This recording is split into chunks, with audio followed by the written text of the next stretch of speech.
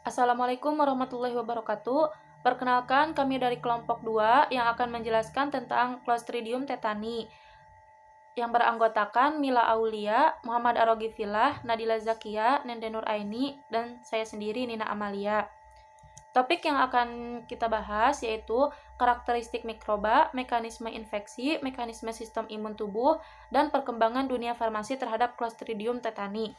Di sini saya akan menjelaskan tentang karakteristik mikroba.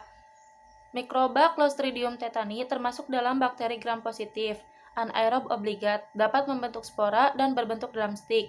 Spora yang dibentuk oleh Clostridium tetani ini sangat resisten terhadap panas dan antiseptik. Bakteri tersebut dapat tahan walaupun telah diotoklaf pada suhu 121 derajat Celcius selama 10-15 menit dan juga resisten terhadap fenol dan agen kimia lainnya. Bakteri Clostridium tetani ini banyak ditemukan di tanah, kotoran manusia, hewan peliharaan, dan di daerah pertanian. Umumnya, spora bakteri ini terdistribusi pada tanah dan saluran pencernaan, serta feses dari kuda, domba, anjing, kucing, tikus, babi, dan ayam. Ketika bakteri tersebut berada di dalam tubuh, ia akan menghasilkan neurotoksin, sejenis protein yang bertindak sebagai racun yang menyerang bagian sistem saraf. Clostridium tetani menghasilkan dua buah eksotoksin, yaitu tetanolisin dan tetanospasmin. Fungsi dari tetanolisin tidak diketahui dengan pasti, namun juga dapat memengaruhi tetanus. Tetanospasmin merupakan toksin yang cukup kuat. Selanjutnya akan dijelaskan oleh teman saya. Sini saya akan menjelaskan tentang mekanisme infeksi dari Clostridium tetani. Clostridium tetani dalam bentuk spora masuk ke tubuh melalui luka yang terkontaminasi dengan debu, tanah, tinja binatang, ataupun pupuk. Cara masuknya spora ini melalui luka yang terkontaminasi antara lain luka tusuk oleh besi, luka bakar, luka lecet, otitis media, infeksi gigi, ulkus kulit yang kronis, abortus, tali pusat. Kadang-kadang luka tersebut hampir tak terlihat. Bila keadaan menguntungkan, di mana terdapat luka tersebut menjadi hipaerob sampai anaerob, disertai terdapatnya jaringan nekrotis leukosit yang mati, benda-benda asing, maka spora berubah menjadi vegetatif yang kemudian berkembang. Ini tidak invasif. Bila dinding sel bakteri lisis, maka dilepaskan eksotoksin, yaitu tetanospamin dan tetanolisin. Tetanolisin tidak berhubungan dengan patogenesis penyakit, tetapi tetanospamin atau secara umum disebut toksin tetanus adalah neutrotoksin yang mengakibatkan manifestasi dari penyakit ini. Tetanospamin masuk ke susunan saraf pusat melalui otot di mana terdapat suasana anaerob yang memungkinkan bakteri ini untuk hidup dan memproduksi toksin. Lalu setelah masuk ke susunan saraf perifer, toksin akan ditransportasikan secara retrograd menuju saraf presinaptik di mana toksin tersebut bekerja. Toksin tersebut akan menghambat pelepasan neurotransmitter inhibisi dan secara efektif menghambat inhibisi sinyal interneuron. Tetapi khususnya toksik tersebut menghambat pengeluaran gamma aminobutyric acid atau disingkat GABA yang spesifik menginhibisi neuron motorik. Hal tersebut akan mengakibatkan aktivitas tidak terregulasi dari sistem saraf motorik. Tetanospami juga mempengaruhi sistem saraf simpatik yang kasus berat, sehingga terjadi overaktivitas simpatis berupa hipertensi yang labil, takikardia, keringat yang berlebihan, dan meningkatkan ekskresi katekolamin dalam urin. Hal ini dapat menyebabkan komplikasi kardiovaskuler. Tetanospamin yang terikat pada jaringan saraf sudah tidak dapat dinetralisir lagi oleh antitoksin tetanus. Selanjutnya yaitu mekanisme sistem imun tubuh. Toksin tetanus merupakan suatu neurotoksin yang terikat motor end plate pada neuromuscular junction yang menyebabkan kontraksi otot persisten yang sangat fatal bila mengenai otot pernapasan. Toksin Clostridium dapat menyebabkan nekrosis jaringan yang dapat menghasilkan gas gangren. Respon imun terhadap bakteri ekstraselular ditunjukkan untuk eliminasi bakteri serta netralisasi efek toksin. Kemudian untuk mekanisme imunitasnya dibagi menjadi dua, yaitu ada imunitas alamiah dan juga imunitas spesifik.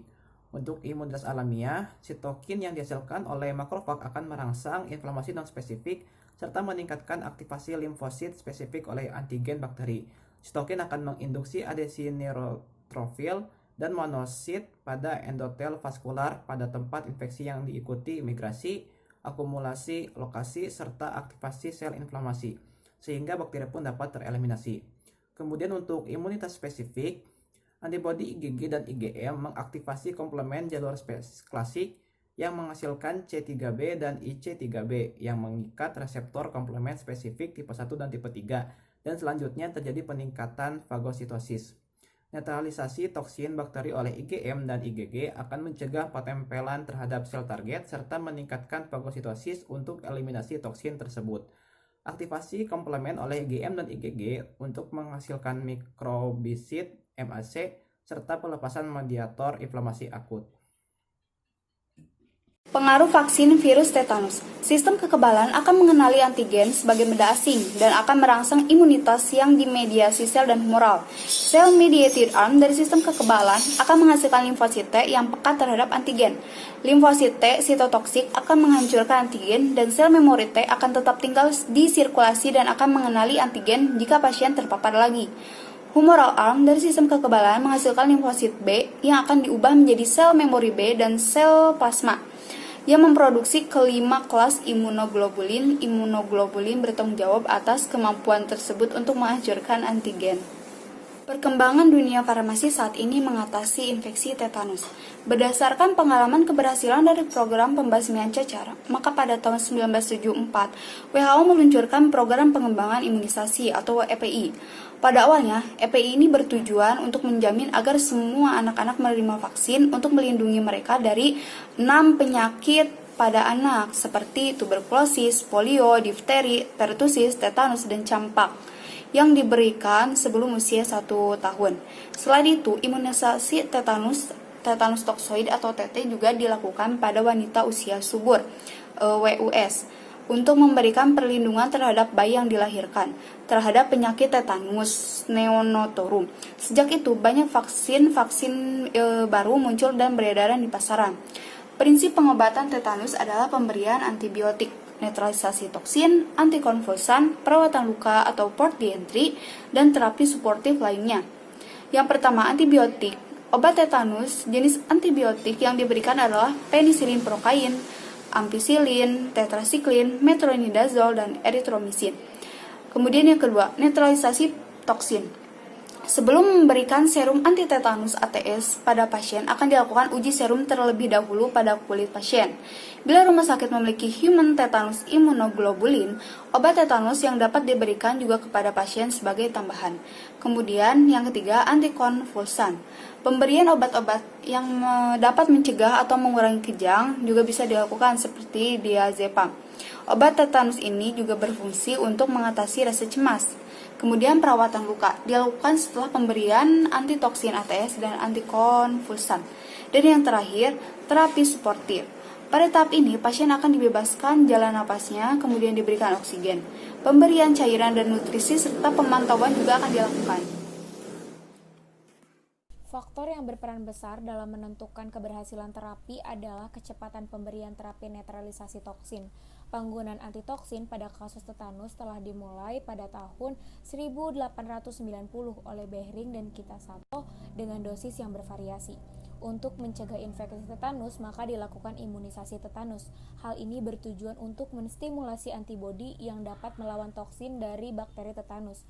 Antibodi ini dapat melindungi tubuh dari masuknya penyakit akibat bakteri tetanus ke dalam tubuh yang menyebabkan infeksi.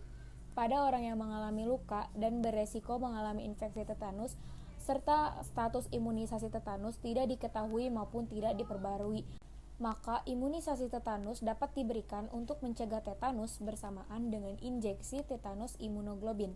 Di Indonesia, prosedur pemberian imunisasi wajib dilakukan.